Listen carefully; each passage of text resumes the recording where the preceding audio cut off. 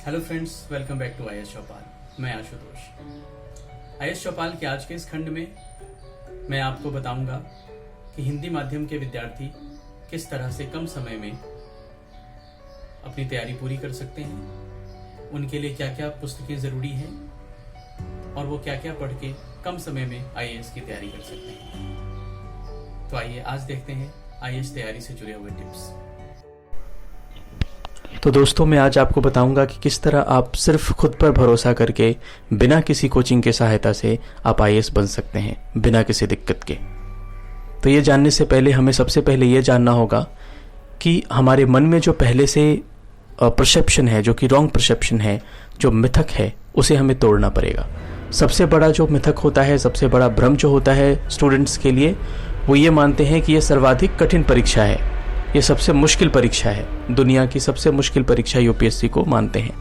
जबकि रियलिटी ये है कि सिर्फ एक परीक्षा है जिसका एक स्पेशल नेचर है, एक स्पेशल प्रोसीजर है, जिसकी एक विशेष प्रकृति है और प्रक्रिया है। इसके अलावा ये कुछ भी नहीं है। आप सिर्फ उस परीक्षा को समझ लें, वो परीक्षा आपसे क्या एक्सपेक्ट करता है, आप उसके एक्सपेक्टेशंस को पूरा कर दें, आप सक्सेसफुल रहेंगे। इसमें कहीं से भी कोई शक या डाउट नहीं है।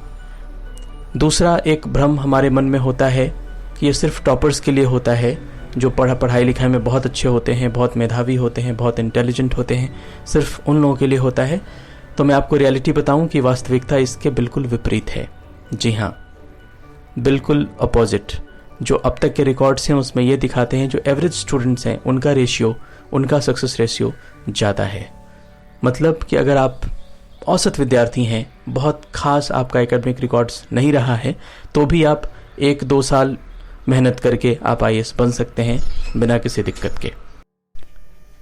दूसरी एक भ्रामक जानकारी फैलाई गई है कि आपको एक खास परसेंटेज चाहिए होता है अपनी ग्रेजुएशन में, तभी जाकर आप, या फिर आपके 12th या 10th में, तभी जाकर आप आईएएस के लिए अपियर हो सकते हैं। ऐसी बात बिल्कुल ही भ्रामक है, बिल्कुल तथ्यहीन है। आप किसी भी स्टेट या जो गवर्नमेंट रिकॉग्नाइज्ड स्टेट यूनिवर्सिटी है या सेंट्रल यूनिवर्सिटी है, वहाँ से आप सिर्फ ग्रेजुएट हैं तो आप आईएएस के लिए एलिजिबल हैं। आपको कोई विशेष कट ऑफ मार्क्स नहीं चाहिए होता है आईएएस की परीक्षा में बैठने के लिए। आपका सिर्फ ग्रेजुएशन होना ही पर्याप्त है किसी भी सब्जेक्ट से। एक और भ्रम है कि रोजाना 15, 16, 17, 18 घंटे पढ़ाई करने वाले लोग ही आईएएस बन सकते हैं। जी नहीं, बिल्कुल ये एक भ्रामक जानकारी है। मैं आपको बता दूं कि स्मार्ट स्टडी इसमें ज़रूरी होती है, बहुत मेहनत करने की ज़रूरत नहीं है। स्मार्ट स्टडी करें और 6 से 8 घंटे रोज़ पढ़ाई करना पर्याप्त है ये परीक्षा निकालने के लिए। मैं ऐसे स्टूडेंट्स को भी जानता हूँ, मैं ऐसे एस्पायरेंट्स को भी जानता हूँ जो जॉब करते थे और जॉब करने के साथ साथ 2 से 3 या 4 घंटे रोज़ वो स्टडी के लिए निकालते थे और वो 1 से 2 सालों में वो सक्सेसफुल रहे। तो ऐसा बिल्कुल भी नहीं है कि आपको 15-16 घंटे रोज पढ़ने पड़ेंगे तभी आप आईएएस बन सकेंगे, ऐसा बिल्कुल भी नहीं है। एक 5वीं जो भ्रामक जानकारी फैलाई जाती है वो है ऑप्शनल्स, जो आपके वैकल्पिक विषय होते हैं उसके सिलेक्शन को लेकर के। तो कभी भी जो 2 बातों का ध्यान रखना होता है अगर आप ऑप्शनल सब्जेक्ट को चूज़ कर रहे हैं। पहला कि आपको किस में इंटरेस्ट है। आप कोई भी ऐसा सब्जेक्ट नहीं ले लें जिसमें आपका इंटरेस्ट नहीं है या फिर आपके लिए वो नेचुरल नहीं है, वो वैसे सब्जेक्ट्स को अवॉइड करें। दूसरा कि जो सब्जेक्ट आप ले रहे हैं या लेने वाले हैं या जिन सब्जेक्ट्स को आप कंसीडर कर रहे हैं वो उसका स्कोरिंग क्या रहा है। तो पिछले 4-5 सालों के स्टडी से हम उसका हम एनालाइज कर सकते हैं कि किसी सब्जेक्ट का स्कोरिंग किस तरह से रहा है मेंस एग्जामिनेशन में। सपोज़ अगर आप हिंदी माध्यम के स्टूडेंट हैं और आप हिंदी साहित्य लेना चाहते हैं, या आप हिस्ट्री लेना चाहते हैं, या ज्योग्राफी लेना चाहते हैं, तो आप इन तीनों का कंपैरेटिव स्टडी करें कि इन तीनों का स्कोरिंग परसेंटेज क्या रहा है पिछले 4-5 सालों में मेंस के एग्जामिनेशन में। उसके हिसाब से जो भी स्कोरिंग आपको लगता है वो आप बिल्कुल लें, क्योंकि अंत में जो आपका सिलेक्शन कराएगा वो आपका स्कोर ही कराता है। आप चाहे कितने भी नॉलेजेबल हों, कितने भी स्कॉलर हों, अगर आपके स्कोर अच्छे नहीं आएंगे तो फिर आपका सिलेक्शन में दिक्कत हो सकती है या आपको वो रैंक नहीं मिलेगा जो रैंक आप चाहते हैं।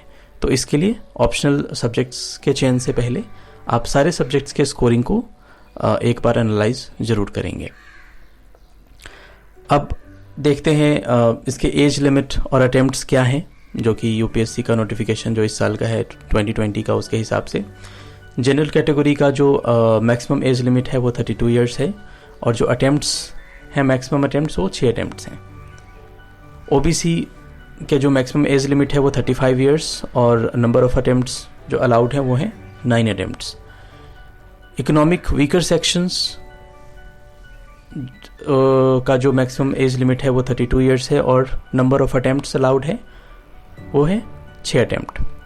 SC/STs के लिए मैक्सिमम एज लिमिट है 37 ईयर्स, और जो अटेम्प्ट्स अलाउड है वो है अनलिमिटेड है। आप 37 ईयर्स तक आप कितने भी अटेम्प्ट्स दे सकते हैं ग्रेजुएशन के बाद। दिव्यांग के लिए जो मैक्सिमम एज लिमिट है वो है 42 ईयर्स। जनरल एंड ओबीसी के अंतर्गत जो आते हैं उनके लिए 9 अटेम्प्ट्स, और SC/ST के लिए जो रूल है वही अनलिमिटेड है 42 ईयर्स तक। अब जो सबसे प्रमुख चीज़ है वो है सिलेबस। सिलेबस की हम बात करें तो हम जानते हैं कि जो एग्ज़ाम होता है वो 3 चरणों में होता है। पहला चरण होता है प्रीलिम्स का, प्रारंभिक का, जो कि सामान्यतः मई जून के महीने में होता है, लेकिन 2020 में कोविड-19 की वजह से ये शिफ्ट किया गया है अक्टूबर में। शायद आगे भी शिफ्ट हो सकता है। इसमें जो सब्जेक्ट होते हैं, 2 सब्जेक्ट होते हैं, एक GS1 और GS2।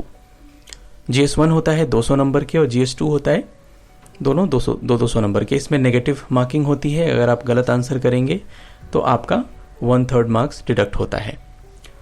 तो इसमें जो GS1 में हमें जनरल स्टडीज़ के सब्जेक्ट्स होते हैं, जिसमें हिस्ट्री, ज्योग्राफी, पॉलिटी, इकोनॉमी, ये सारे सब्जेक्ट्स आते हैं। GS2 में ये सिर्फ एक क्वालिफाइंग एग्ज़ाम होता है GS2 का, CSAT का, जिसमें सिर्फ आपको पास करना होता है, और स्कोर जो काउंट होते हैं आपके कट ऑफ के लिए वो सिर्फ GS1 पेपर के होते हैं। कंडीशन ये होती है कि आप GS2 पेपर में पास होने चाहिए। आप जो जनरल एप्टीट्यूड का टेस्ट होता है GS2, उसमें नॉर्मल मैथमेटिक्स, रीजनिंग और क्वांटिटेटिव एप्टीट्यूड के सवाल पूछे जाते हैं GS2 में। तो GS2 में सिर्फ आपको पास होना होता है, और जो मार्क्स कैलकुलेट होता है आपके कट ऑफ लिस्ट के लिए, जो आप एलिजिबिलिटी के लिए मेंस के लिए, वो GS1 का होता है कि अगर GS1 में अगर आपके स्कोर अच्छे हैं तो आपका सिलेक्शन मेंस एग्ज़ाम के लिए होगा, आप मेंस एग्ज़ाम देने के लिए एलिजिबल होंगे। तो मैं आपको बता दूं कि हर साल लगभग 5 से 6 लाख लोग इसमें अपीयर होते हैं। उसमें से जो प्रीलिम्स क्वालिफाई करके जो मेंस के लिए जाते हैं वो 14 से 15 हज़ार स्टूडेंट्स मेंस देते हैं। तो मतलब 4 लाख में से आपको 14 से 15 हज़ार स्टूडेंट का सिलेक्शन मेंस के लिए होता है। तो इसलिए जो प्रीलिम्स जो होता है वो एक तरह से देखा जाए कि वो ज़्यादा मुश्किल होता है। मुश्किल तो इसे नहीं कहेंगे, इसमें जो सीरियस कैंडिडेट होते हैं, जो जिन्होंने अच्छे से पढ़ाई की होती है, वही 14-15 हज़ार ही होते हैं। तो इसलिए आपका कंपटीशन सिर्फ अपने आप से है। तो आप अगर पढ़ाई अच्छे से करते हैं, अगर आप रेगुलर हैं पढ़ाई में, तो आप उन 14-15 हज़ार में आ सकते हैं, और उसके बाद आप मेंस एग्ज़ाम के लिए अपीयर होते हैं। तो मेंस एग्ज़ाम जो होता है वो नॉर्मली सितंबर-अक्टूबर में होता है। इस बार क्योंकि प्रीलिम्स ही अक्टूबर में है, तो मेंस शायद अगले साल हो। इसमें जो सब्जेक्ट होते हैं वो 4 सब्जेक्ट होते हैं, GS1, GS2, GS3, GS4। ये आपके मेंस में जो 4 GS के पेपर होते हैं, सभी 250-250 नंबर के होते हैं। उसके बाद ऑप्शनल पेपर 1, ऑप्शनल पेपर 2, ये दोनों 250-250 नंबर के होते हैं। ऑप्शनल पेपर जैसे कि आपका हिस्ट्री ऑप्शनल है, तो हिस्ट्री के 2 पार्ट में सिलेबस को बांट दिया जाता है, वो आपका ऑप्शनल 1 और ऑप्शनल 2 हो जाता है। सब्जेक्ट कोई एक ही अलाउ होता है, पहले 2 था कि आप 2 सब्जेक्ट ले सकते थे, लेकिन आप एक सब्जेक्ट ही अब चुन सकते हैं अपनी मर्जी के। और इसमें ज़रूरी नहीं है कि आपका ग्रेजुएशन हो, तो आप कोई भी सब्जेक्ट अपनी मर्जी से चुन सकते हैं, जिसमें भी आपकी रुचि हो, जो भी आपको लगता है कि स्कोरिंग है और आपके लिए अच्छा रहेगा, वो सब्जेक्ट आप चुन सकते हैं अपनी मर्जी से। और एक पेपर होता है एसे का, निबंध का, जिसमें वो आपकी राइटिंग स्किल को देखते हैं, वो भी 250 नंबर के। तो ये टोटल नंबर जो है वो 1750 नंबर का मेंस होता है। जिसमें जीएस प्रीलिम्स के मार्क्स इंक्लूड नहीं होते। प्रीलिम्स सिर्फ एक क्वालिफाइंग एग्जाम होता है जिसमें अगर आप पास हो गए, जिसमें आप कट ऑफ लिस्ट में अगर आपका नाम आ गया तो आप मेंस के लिए एलिजिबल होते हैं। और ये 1750 मार्क्स में से टोटल 3000 से 4000 स्टूडेंट का सिलेक्शन होता है इंटरव्यू के लिए। तो जो भी ऊपर से 3 से 4000 स्टूडेंट होते हैं उनका सिलेक्शन इंटरव्यू के लिए होता है। और हाँ, इससे पहले मैं बता दूं कि मेंस में आपको एक कंपलसरी पेपर भी देने पड़ते हैं, इंग्लिश और हिंदी के, जो भी लैंग्वेज पेपर होता है, या फिर किसी जो भी शेड्यूल्ड लैंग्वेज है, जो भी हमारे पास 22 कॉन्स्टिट्यूशनल लैंग्वेजेस हैं उसमें से एक या हिंदी और इंग्लिश के टेस्ट देने पड़ते हैं, जो कि सिर्फ क्वालिफाइंग होता है। इसके मार्क्स भी नहीं जुड़ते हैं। मेंस में 300 नंबर के एग्जाम होते हैं जिसमें आपको जनरल इंग्लिश और जनरल हिंदी का एग्जाम होता है। इसमें सिर्फ आपको पास होना होता है। वो सिर्फ आपकी लैंग्वेज का नॉलेज चेक करते हैं कि आप उस लैंग्वेज को जानते हैं या नहीं जानते हैं। तो ये काफ़ी आसान सा पेपर होता है। उसके बाद आपका इंटरव्यू होता है, वो होता है 275 नंबर का। तो ये फाइनल जो आपके टोटल मार्क्स आते हैं 2025, और इसमें से जो अगर 50% मार्क्स आपके सिलेक्शन के लिए मोर देन एनफ होता है, 51-52% में लोग यहाँ पर टॉप भी करते हैं। तो 50% मार्क्स, ये अगर 2025 का एग्ज़ाम है, अगर आप 1000 नंबर ले आते हैं तो आप बिल्कुल, आपकी एंट्री तय है, जैसा कि पिछले 3-4 सालों के स्कोरिंग को ध्यान में रख के हम देख सकते हैं। अब इसके सिलेबस, प्रीलिम्स के सिलेबस को हम देखते हैं और उससे जुड़े हुए जो रिसोर्सेज हैं, कहाँ से आप तैयारी कर सकते हैं, इसके बारे में हम जानते हैं। भारतीय इतिहास और राष्ट्रीय आंदोलन, जो कि हिस्ट्री का है, इसमें आप एनसीईआरटी हिस्ट्री पढ़ सकते हैं 9th से लेकर 12th तक। मॉडर्न इंडिया है स्पेक्ट्रम और बिपिन चंद्रा का, इन दोनों में से कोई एक पढ़ सकते हैं। मैं कभी नहीं कहूँगा कि आप दोनों पढ़ें, क्योंकि सिर्फ एक मोर देन एनफ होता है। बहुत ज़्यादा बुक पढ़ने से बचना चाहिए, क्योंकि ये एग्ज़ाम ऐसा होता है कि आप क्या क्या पढ़ें, कहाँ कहाँ से पढ़ें से ज़्यादा इम्पॉर्टेंट होता है क्या क्या नहीं पढ़ें। तो सबसे पहले आपको उसका ध्यान में रखना होगा कि आपको क्या क्या नहीं पढ़ना है, क्योंकि आपके पास समय कम होता है और आपको उसी कम समय में आपको अपनी तैयारी पूरी करनी होती है। तो इसमें आप कोई एक चुन सकते हैं, स्पेक्ट्रम या बिपिन चंद्रा, प्लस एनसीईआरटी के बुक्स जो 9th से 12th के बेसिक बुक्स हैं वो देख सकते हैं। और हमारे IAS चौपाल के वीडियो लेक्चर्स आप देख सकते हैं यूट्यूब पे, जो कि उपलब्ध है। दूसरा सब्जेक्ट है जो इंडियन पॉलिटी है, भारतीय राज्य व्यवस्था और शासन। इसमें आप M लक्ष्मीकांत को पढ़ें। दृष्टि IAS के नोट्स अच्छे हैं इंडियन पॉलिटी का, तो दृष्टि IAS के नोट्स पढ़ें, और IAS चौपाल के वीडियो लेक्चर्स आप यूट्यूब पे देखें। उसके बाद ज्योग्राफी के लिए आप महेश बर्णवाल के बुक को पढ़ सकते हैं, या DR खुल्लर के बुक। इन दोनों में से कोई एक आप ले सकते हैं, दोनों में नहीं कहूँगा। उसके बाद वर्ल्ड मैप की पढ़ाई बहुत ज़रूरी है, क्योंकि वर्ल्ड मैप से ज़्यादातर क्वेश्चंस होते हैं। तो वर्ल्ड मैप की अच्छे से स्टडी ज़रूरी है, और IAS चौपाल के आप वीडियो लेक्चर्स यूट्यूब में देख सकते हैं। एनवायरनमेंट एंड इकोलॉजी की बात करें, पर्यावरण और पारिस्थितिकी की बात करें, तो दृष्टि IAS के नोट्स आप देख सकते हैं। विजन करंट अफेयर्स के देख सकते हैं, क्योंकि पर्यावरण और पारिस्थितिकी में ज़्यादातर क्वेश्चंस करंट अफेयर्स से होते हैं। तो एक बेसिक बुक पढ़ने के बाद आप करंट अफेयर्स से आप अपडेट कर सकते हैं अपनी नॉलेज को, और उसे आप रेगुलर पढ़ सकते हैं इसकी तैयारी के लिए। आर्थिक और सामाजिक विकास एक सब्जेक्ट है, जिसे आप NCERT के 11th-12th की इकोनॉमी की बुक, और रमेश सिंह की इकोनॉमी की बुक, और विजन के करंट अफेयर्स। उसके अलावा आपको बजट देखना होता है, इकोनॉमिक सर्वे आपको देखना होता है, और गवर्नमेंट प्लान्स और स्कीम्स, भी 1-2 साल के प्लान्स और स्कीम्स होते हैं, इससे प्रश्न पूछे जाते हैं। तो ये काफ़ी होता है आपका आर्थिक और सामाजिक विकास जैसे सेक्शन को से प्रश्न को सॉल्व करने के लिए। उसके बाद है सामान्य विज्ञान, जनरल साइंसेस। इसमें आपको NCERT के बुक्स 8 से लेके 12th तक के बुक्स मोर देन एनफ है। इसके अलावा और कुछ पढ़ने की ज़रूरत नहीं होती है।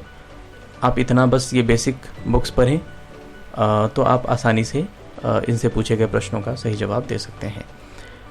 अब आते हैं साइंस टेक, विज्ञान और प्रौद्योगिकी। इसके लिए आप विजन के IAS करंट अफेयर्स के नोट्स देख सकते हैं, दृष्टि के करंट अफेयर्स के नोट्स देख सकते हैं, दोनों काफ़ी अच्छे हैं और हिंदी और इंग्लिश दोनों में उपलब्ध हैं। भारतीय कला और संस्कृति की बात करें तो इसमें आप NCERT फाइन आर्ट्स की बुक है 11th की, वो आप पढ़ सकते हैं। रामशरण शर्मा जिनकी बुक एनसीईआरटी में एंशिएंट इंडिया की, वो आप पढ़ सकते हैं। और IAS चौपाल के लेक्चर्स आप यूट्यूब पे देख सकते हैं भारतीय कला और संस्कृति को की तैयारी के लिए। करंट अफेयर्स की बात करें तो जो लोग इंग्लिश मीडियम में हैं वो द हिंदू पेपर का रेगुलर पढ़ें और नोट्स बनाएं। पेपर कैसे पढ़ते हैं इसके लिए एक अलग सेक्शन में हम इसके लिए वीडियो बनाएंगे और आपको बताएंगे।